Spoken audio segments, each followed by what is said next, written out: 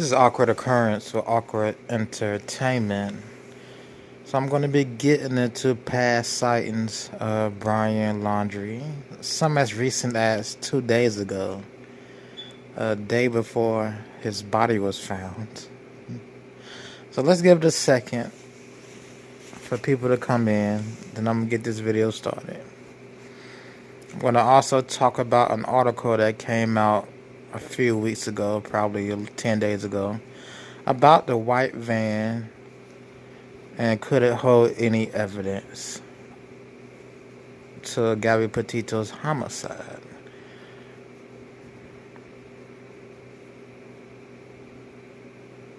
Alright, let's get this started. Play this video and let's just take a trip down memory lane. Brian Laundrie past sightings.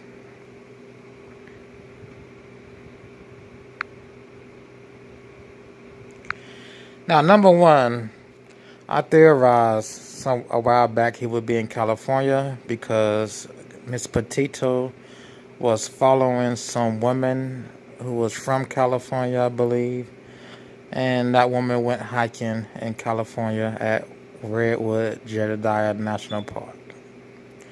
Let's continue.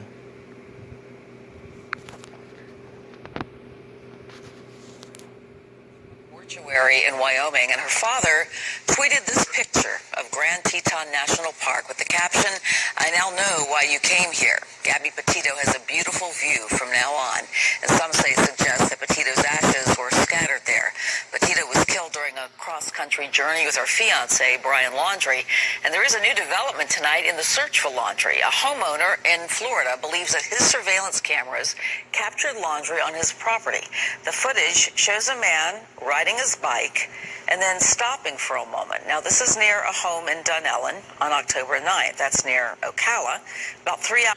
You see how he riding and pedaling that bike and like it's like a clown show the way he rides and pedals that bike. But this was 2 days ago. This was a day before Mr. Laundrie's body was found. A day before the parents went to the reserve and came across some evidence. Like they hit the lottery, came across some evidence. Hours away from Laundrie's hometown of Northport. There you can see the man coming up right there. The homeowner told TMZ there is several acres of remote, unpopulated land behind his house. He says the biker was wearing an oversized backpack and heavy clothing, and that video was turned over to the FBI to get it checked out. Laundrie disappeared a few days after his... The video was turned over to the FBI to get it checked out. That video was recorded October 9th. I guess it was turned over to the FBI the 13th or 14th to get it checked out right. Turns out he was in the Carlton Reserve to get it checked out. Well, what you gonna find on that video? Like nothing. You can't see nothing. It's crappy video. 360, 280, 280p. Fiancé Gabby Petito was reported missing by her family, and he is the only person of interest in the case. He's the hiker who says he had a run-in with... This is Dennis Davis, who says he had a run-in with Brian Laundrie on the Appalachian Trail. There's a longer interview out there, 17 minutes long, but I wasn't going to watch a 17-minute interview. Turns out Mr. Dennis Davis didn't meet Mr. Laundrie. It was someone else.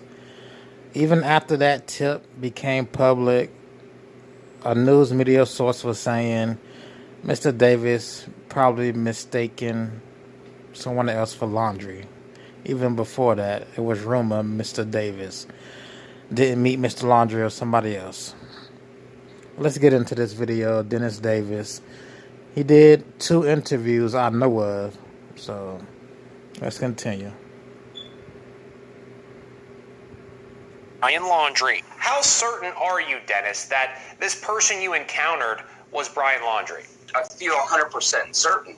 Dennis Davis, an engineer from Florida, was hiking in Tennessee near the Appalachian Trail when he says America's Most Wanted man flagged him down in a white pickup truck. He was 100% certain that it was Brian Laundrie that flagged him down. And Mr. Laundrie was in a white pickup truck. And Laundrie asked, how do I get to California on the back roads? Really, really, really, really. On the back roads, California. I'm pretty sure Mr. Laundrie would have had a phone and he would have Googled on Google Map how to get to California while avoiding the highways. And Google Map would have gave him that information. But this dude was 100% sure. 100% sure. I mean, I was sure he was in California. I ain't gonna say I was 100% sure. But I didn't get there by saying I saw him. I got there by saying I saw a friend on Gabby Petito's page that was from California. Let's just continue this Dennis Davis interview. This dude got so much publicity just for saying he saw Brian Laundrie. He did so many interviews in the media just for saying he saw Mr. Laundrie on the Appalachian Trail. Okay, that's it. Let's continue. I sat there and looked for a minute, and I was like, well, geez, this is odd. He's, stopped me, but he's not saying anything. Then he says things got even stranger. The first thing that he said to me was, man, I'm lost. And then he immediately went on and said, me and my girlfriend got in a fight, and she called me and she told me that she loves me, and I've got to get to California to see her. The run-in last week came 8 miles south of the town of Hartford, Tennessee. He says he directed the stranger to Interstate 40, which runs 2,500 miles all the way to California. Moments after the encounter, he says he had a shocking realization. It was Brian Laundrie. I'll tell you, my heart just jumped out of my chest. I was so certain at that point that that was the man that I was face-to-face to 15 minutes ago. He immediately called 911. He's waving his arm out of his truck, like for me to slow down. He was talking wild. What about Brian's appearance? Did he look dirty? Did he look clean-shaven? He did not look.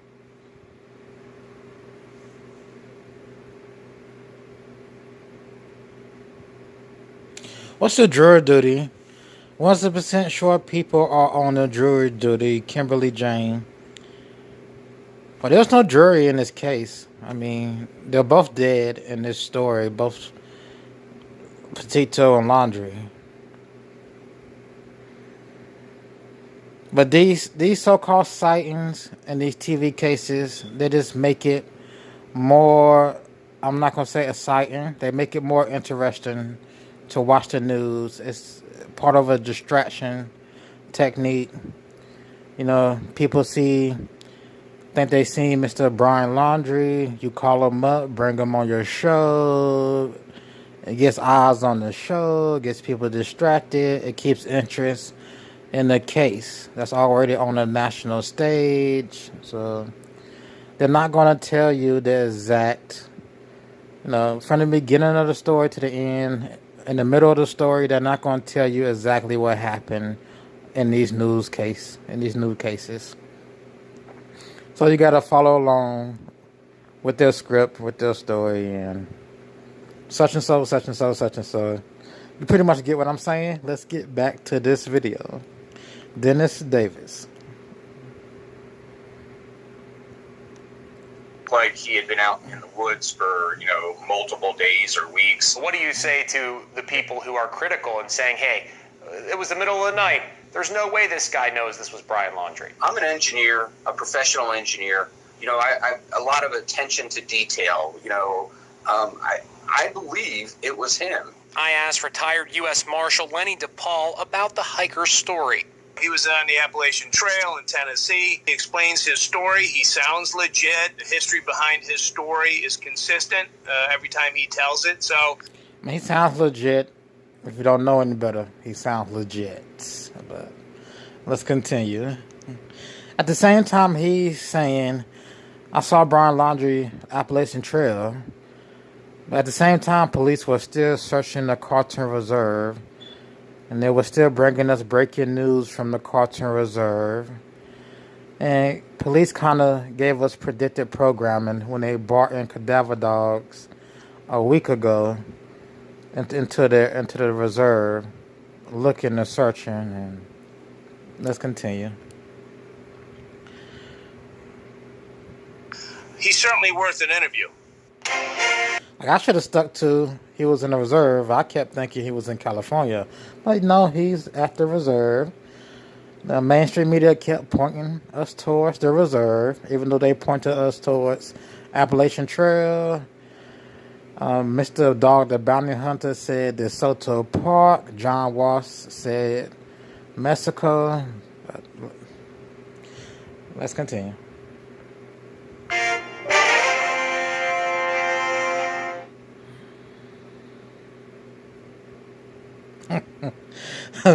Dog the Bounty Hunter. Oh my God. So Brian, what did you do?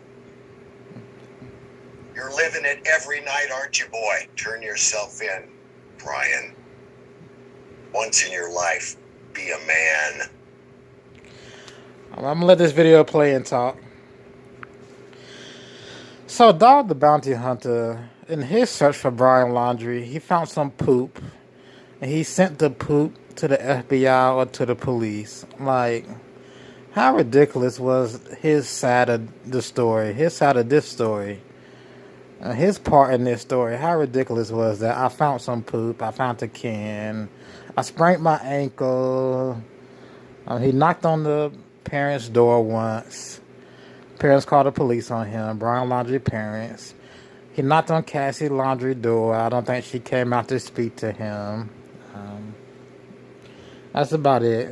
That's about it for him. What other sightings were there for Brian Laundrie? Appalachian Trail, Ohio. He was at a motel in Ohio, or Quality Inn, Cranbridge, Ohio. Parts of Florida. How did I miss this? One second.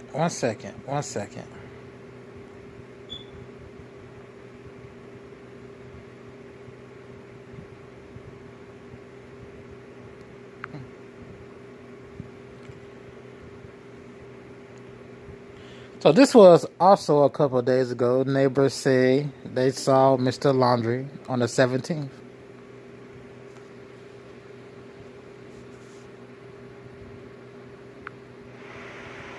All right, so let's retract this. Right there, back of that house where the Laundrie lives.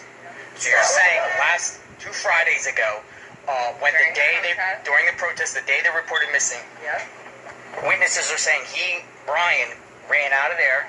Probably through the woods right here, and he hauled out from the neighbors right there, got it on surveillance.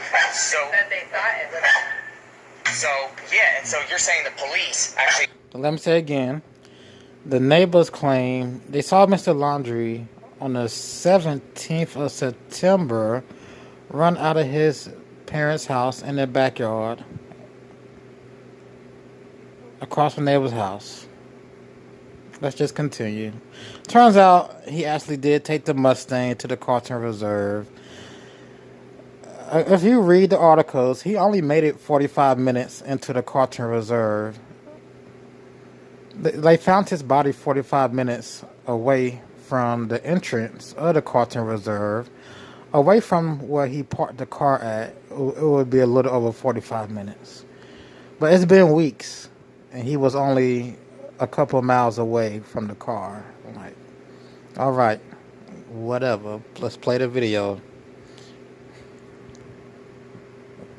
Asked you about that photograph that circulated. Do you know? They came back. What was it, Saturday? They came back the next day, and I thought I was in trouble because the protest. Don't you remember? Like the cop wants to talk to you. And Did they go to any other neighbors? You think? They were. I yeah, for her. They were at. Well, they asked us, didn't they, Chris? And then the cops went over to Chris. The cops were walking up and down. So you guys think it was him? Yeah, definitely. Well, he was here. I mean, to us, we think it looks like him too. He was here. Yeah. I mean, we He think. was here Friday, and as soon as it got dark, everybody was so concerned with the protest. Yeah. And instead of the cops blocking off this whole subdivision, they only focused on that one street. Well, who else is going to be running down the street that fits the description? During, I mean, it could have been somebody who's like, oh shit, I want to see what's going on. Yeah. But I don't know. The cops came and they showed us the picture, and I was like, that's him, dude. Yeah, and then you're saying that neighbor there, I'm just going to zoom in, that one with one right there. Okay, so it wasn't him on the 17th because he left on the 13th. Okay, the last part of this video. Now, this article doesn't get into why the van could hold key evidence. This article is only one short paragraph long, but it states Gabby Petito's white van has key evidence, experts say. Key evidence to her homicide. This was released October 14th. Now, when I think about what evidence could be in a van, only thing I could think about is blood. But that could be explained away. Mr. Laundrie is dead in this story. He's dead, so there's not going to be a court case. I mean, there's just not going, unless somebody else did it, we're not going to see a court case in this. So what could the van have told us about Gabby Petito's homicide? Nothing. Like, logically speaking, thinking, like, nothing. Like, if he strangled her in the van, that wouldn't leave any evidence. Unless they were going to say, we found DNA, or we found pieces, or we found signs of a decomposed body being in that van. And it was her DNA skin cells of a decomposed body, something of that nature. But if he strangled her, you wouldn't have any evidence in the van of that. So, I didn't understand what was the point of this article. If he did strangle her, it would be in a van. He would have took the body and dumped it in the spot he dumped it at. If he actually did do this, which is looking like he actually did do this. And if he did strangle her, it would be in a van. She wouldn't be seen on camera on the 28th, 29th, or 30th. You would have witnesses coming out saying, we saw Brian Laundrie at Spread Creek by himself on the he left the 29th. We saw him by himself on the morning of the 29th. We saw him by himself on the 28th. We saw him by himself on the 27th. We never seen Gabby Petito. Someone will state, I have a video on the 28th. Brian Laundrie came in my store by himself. He was driving a van. We had a camera outside. There was no one in the van. He was the only person in the van. When he walked in the store, he walked out, only person. Maybe an eyewitness comes out and say, we saw a man carrying a body at Spread Creek into the area where she was found. You know, you can think of things that could be evidence that may come out in the next few days to prove Mr. Laundrie did kill his girlfriend. Besides the notebook, which is ridiculous. They keep emphasizing the notebook. They emphasized the notebook when they found his body. Like, that notebook shouldn't be... It should be destroyed. It should be in pieces if it was underwater. But, yeah, I can't think of any evidence you can find in the van. When you strangle someone, I read, they can bleed from the ears. But that blood could be explained away as, hey, she cut herself doing this. Signs of, I don't know. I can't think of anything else, y'all. I can't think of anything else why that van will hold any key evidence to him murdering her.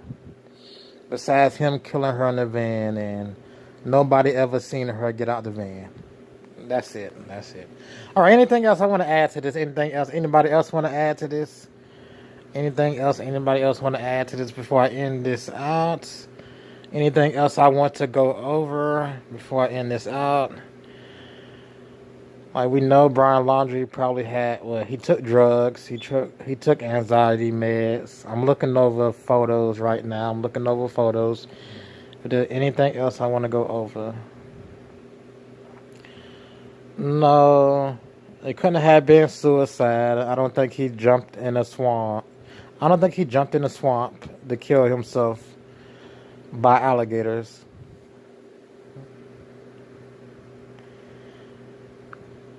I'm just gonna put this up here.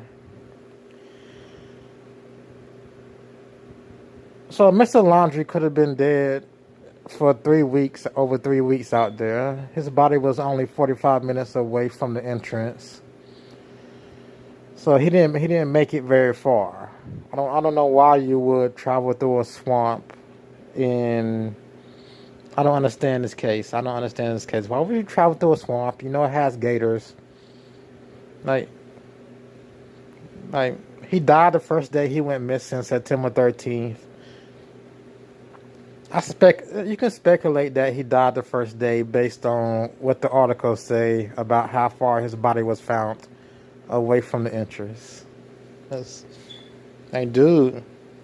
Anyway, I'm gonna get ready to end this video out. This has been Awkward Occurrence for Awkward Entertainment, and I will see you in the next video.